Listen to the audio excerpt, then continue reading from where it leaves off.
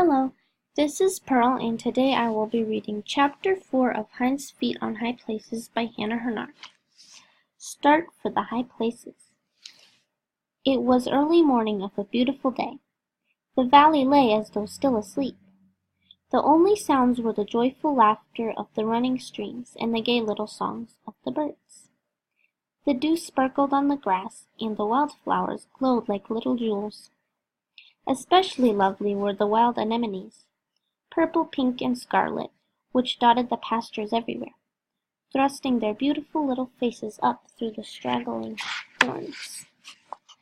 Sometimes the shepherd and Much Afraid walked over patches of thousands of tiny little pink or mauve blossoms, each minutely small, and yet all together forming a brilliant carpet, far richer than any seen in a king's palace.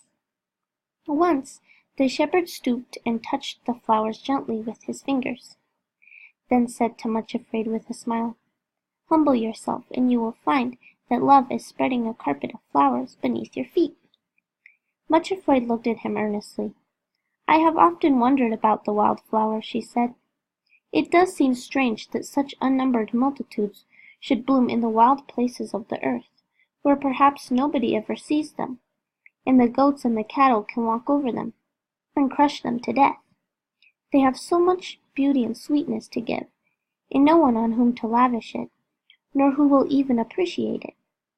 The look the shepherd turned on her was very beautiful.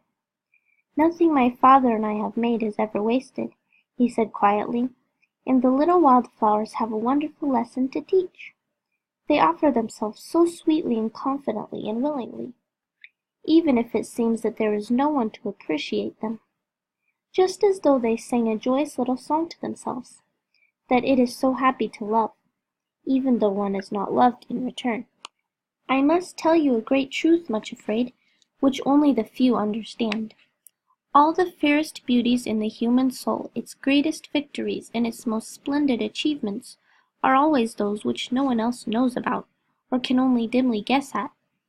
Every inner response of the human heart to love, and every conquest over self-love, is a new flower on the tree of love. Many a quiet, ordinary, and hidden life, unknown to the world, is a veritable garden in which love's flowers and fruits have come to such perfection that it is a place of delight where the King of Love himself walks and rejoices with his friends. Some of my servants have indeed won great visible victories, and are rightly loved and reverenced by other men. But always their greatest victories are like the wildflowers, those which no one else knows about. Learn this lesson now, down here in the valley, Much Afraid, and when you get to the steep places of the mountains it will comfort you." Then he added, "Come, the birds are all singing so joyously. Let us join them too, and the flowers shall suggest the theme of our song." So as they walked down the valley toward the river, they sang together another of the old songs in the shepherd's book, singing the parts in turn. "I am the rose of Sharon, a wild anemone. As lily 'mong the thorn trees, so is my love to me. An apple 'mong the wild trees, my love is in my sight. I sit down in his shadow, his fruit is my delight. He brought me to his palace, and to the banquet hall, to share with me his greatness, I who am least of all. Oh, give me help and comfort, for I am sick with shame, unfit to be his consort, unfit to bear his name. I charge ye, O ye daughters, ye rose among the trees, stir not my sleeping loved one, to love me ere he please." Canticles 2, verses 1 through 4 and 7. Just as they finished singing this song, they came to a place where a rushing stream poured itself across the path they were following, and went cascading down the other side. It was running so swiftly, and singing so loudly, that it seemed to fill the valley around them with its laughing voice. As the shepherd lifted Much Afraid across the slippery wet stones, she said to him, "I do wish I knew what it is that all running water sings. Sometimes, in the silence of the night, I lie in bed and listen to the voice of the little stream, which runs past our cottage garden. It sounds so happy and so eager, and as though it were repeating to itself over and over again some very lovely secret message. I think all running water seems to be singing the same song, either loud and clear or soft and low. I do wish I knew what the waters were saying. It is quite different from the voice of the sea and of salt waters, but I never can understand it. It is an unknown tongue. Tell me, shepherd, do you know what all the waters sing as they hurry on their way?" The shepherd smiled again, and they stood silently for a few moments by the little torrent, which seemed to shout even more loudly and exultantly, as though it knew they had paused to listen. Suddenly, as Much Afraid stood beside the shepherd, it seemed as though her ears and her understanding were open, and bit by bit the water language became clear. It is, of course, impossible to write it in water language, but this is the best I can do to translate it. Of course, it is a very poor effort, for though a water song may perhaps be set to music, words are quite a different matter. But it went something like this. The Water Song. Come, oh come, let us away, lower, lower every day. Oh, what joy it is to race down to find the lowest place. This the dearest law we know. It is happy to go low. Sweetest urge and sweetest will, let us go down lower still. Hear the summons night and day, calling us to come away. From the heights we leap and flow, to the valleys down below, always answering to the call, to the lowest place of all. Sweetest urge and sweetest pain, to go low and rise again. "That is very puzzling," said Much Afraid, after she had listened for a little, and found that this was the refrain, repeated over and over again, though with 1,000 variations of little trills and murmurs and bubbles and splashing sighs. "Let us go down lower still," the water seems to be singing so gladly, because it is hurrying to go down to the lowest place, and yet you are calling me to the high places. What does it mean?" "The high places," answered the shepherd, "are the starting places for the journey down to the lowest place in the world. When you have hinds feet and can go leaping on the mountains and skipping on the hills, you will be able, as I am, to run down from the heights in gladdest self-giving and then go up to the mountains again. You will be able to mount to the high places swifter than eagles, for it is only up on the high places of love that anyone can receive the power to pour themselves down in an utter abandonment of self-giving." This saying seemed very mysterious and strange, but now that her ears had been opened to understand the water song, she heard it repeated over and over again by all the little streams which crossed their pathway or ran beside it. It seemed, too, that the wild flowers were also singing the same sort of song, only in yet another language, a color language, which, like the water tongue, could only be understood by the heart and not by the mind. They seemed to have a little chorus all their own, which thousands upon thousands of them were singing in different color notes. "This is the law by which we live. It is so sweet to give and give." After that, it seemed to Much Afraid that all the little birds were chirping and trilling and lilting a tiny theme song also, with unnumbered variations, but still with one chorus breaking in all the time. "This is the joy of all winged life above. Happy it is to be able to love." "I never knew before," said Much Afraid suddenly, "that the valley is such a beautiful place and so full of song." The shepherd laughed and answered, "Only love can really understand the music and the beauty and the joy which was planted in the heart of all created things. Have you forgotten that 2 days ago I planted the seed of love in your heart? Already it has begun to make you hear and see things which you did not notice before. As love grows in you, Much Afraid, you will come to understand many things which you never dreamed of before. You will develop the gift of understanding many unknown tongues, and you will learn to speak love's own language too. But first you must learn to spell out the alphabet of love and to develop hinds feet. Both these things you will learn on the journey to the high places. And now here we are at the river, and over on the other side the foothills of the mountains begin. There we shall find your 2 guides waiting for you." It was strange and wonderful indeed, thought Much Afraid, that they had reached the river so quickly, and were already approaching the mountains. Upheld by the shepherd's hand and supported by his strength, she had really forgotten her lameness, and had been unconscious of either tiredness or weakness. Oh, if only he would take her the whole way to the mountains, instead of giving her over to the care of other guides.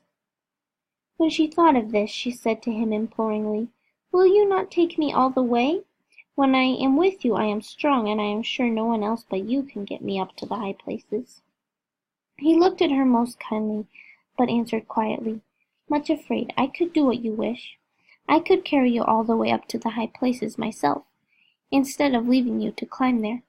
But if I did, you would never be able to develop Hinds' feet, and become my companion and go where I go.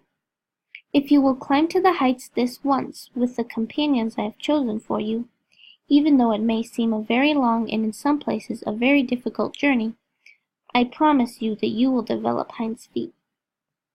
Afterwards, you will be able to go with me leaping on the mountains, and be able to make the ascent and the descent in the twinkling of an eye. Moreover, if I carry you up to the high places now, with only a tiny seed of love in your heart, you will not be able to live in the kingdom of love. You will have to stay outside on places not so high, still within reach of your enemies. Some of them, you know, can visit the lower parts of the mountains. I have no doubt that you will meet them as you make the ascent. That is why I have most carefully chosen for you 2 of the very best and strongest guides. I assure you, however, that never for a moment shall I be beyond your reach or call for help, even when you cannot see me. It is just as though I shall be present with you all the time, even though invisible. And you have my faithful promise that this journey which you are now to make will be the means of developing your Hinds' feet." "You will give me a new name when I get to the top?" quavered poor Much Afraid, who all of a sudden seemed to have become deaf to the music around her, and to be full of fears and forebodings again. "Yes, certainly. When the flower of love is ready to bloom in your heart, you will be loved in return, and will receive a new name," replied the shepherd. Much Afraid paused on the bridge, and looked back over the way they had come. The valley looked very green and peaceful, while the mountains to whose foot they had come towered above them, like gigantic and threatening ramparts. Far away in the distance she could see the trees growing around the village of Much Trembling, and with a sudden pang she remembered the shepherd's helpers going about their happy works, the flocks wandering over the pastures, and the peaceful little white cottage in which she had lived. As these scenes rose before her, tears began to prick in her eyes, and the thorn pricked in her heart. But almost at once she turned to the shepherd and said thankfully, "I will trust you and do whatever you want." Then, as she looked up in his face, he smiled most sweetly and said something he had never said before. "You have one real beauty, Much Afraid. You have such trustful eyes. Trust is one of the most beautiful things in the world. When I look at the trust in your eyes, I find you more beautiful to look upon than many a lovely queen." In a very short time they were over the bridge, and had come to the foot of the mountains, where the path began the ascent of the lower slopes. Here great boulders were scattered all about, and suddenly Much Afraid saw the figures of 2 veiled women seated on one of the rocks, and at the side of the path. As the shepherd and she came up to that place, the 2 rose and bowed silently to him. "Here are the 2 guides which I have promised," said the shepherd quietly. "From now on until you are over the steep and difficult places, they will be your companions and helpers." Much Afraid looked at them fearfully. Certainly they were tall, and appeared to be very strong, but why were they veiled? For what reason did they hide their faces? The longer and closer she looked at them, the more she began to dread them. They were so silent, so strong, and so mysterious. Why did they not speak? Why give her no friendly word of greeting? "Who are they?" she whispered to the shepherd. "Will you tell me their names? And why don't they speak to me? Are they dumb?" "No, they're not dumb," said the shepherd very quietly, "but they speak a new language, Much Afraid, a dialect of the mountains which you have not yet learned. But as you travel with them, little by little, you will learn to understand their words. They are good teachers. Indeed, I have few better. As for their names, I will tell you them in your own language, and later you will learn what they are called in their own tongue. This," said he, motioning toward the first of the silent figures, "is named Sorrow, and the other is her twin sister, Suffering." Poor Much Afraid, her cheeks blanched and she began to tremble from head to foot. She felt so like fainting that she clung to the shepherd for support. "I can't go with them," she gasped. I can't! Oh, my Lord Shepherd, why do you do this to me? How can I travel in their company? It is more than I can bear. You tell me that the mountain way itself is so steep and difficult that I cannot climb it alone. Then why, oh why, must you make Sorrow and Suffering my companions? Couldn't you have given Joy and Peace to go with me, to strengthen me and encourage me, and help me on the difficult way? I never thought you would do this to me." And she burst into tears. A strange look passed over the shepherd's face as he listened to this outburst. Then, looking at the veiled figures as he spoke, he answered very gently, "Joy and Peace, are those the companions you would choose for yourself? You remember your promise to accept the helpers that I would give, because you believed that I would choose the very best possible guides for you. Will you trust me, Much Afraid? Will you go with them, or do you wish to turn back to the valley, to all your fearing relatives, to Craven Fear himself?" Much Afraid shuddered. The choice seemed terrible. Fear she knew only too well, but Sorrow and Suffering had always seemed to her the two most terrifying things which she could encounter. How could she go with them and abandon herself to their power and control? It was impossible. Then she looked at the shepherd, and suddenly knew. She could not doubt him, could not possibly turn back from following him, that if she were unfit and unable to love anyone else in the world, yet in her trembling, miserable little heart, she did love him. Even if he asked the impossible, she could not refuse. She looked at him piteously, then said, "Do I wish to turn back? Oh, shepherd, to whom should I go? In all the world I have no one but you. Help me to follow you, even though it seems impossible. Help me to trust you as much as I long to love you." As he heard these words, the shepherd suddenly lifted his head and laughed, a laugh full of exultation and triumph and delight. It echoed round the rocky walls of the little canyon in which they stood, until for a moment or two it seemed as though the whole mountain range was laughing with him. The echoes bounded higher and higher, leaping from rock to rock, from crag to crag, up to the highest summits, until it seemed as though the last faint echoes of it were running into heaven itself. When the last note had faded into silence, his voice said very softly, "Thou art all fair, my love. There is no spot in thee." Canticles 4, verse 7. Then he added, "Fear not, Much Afraid, only believe.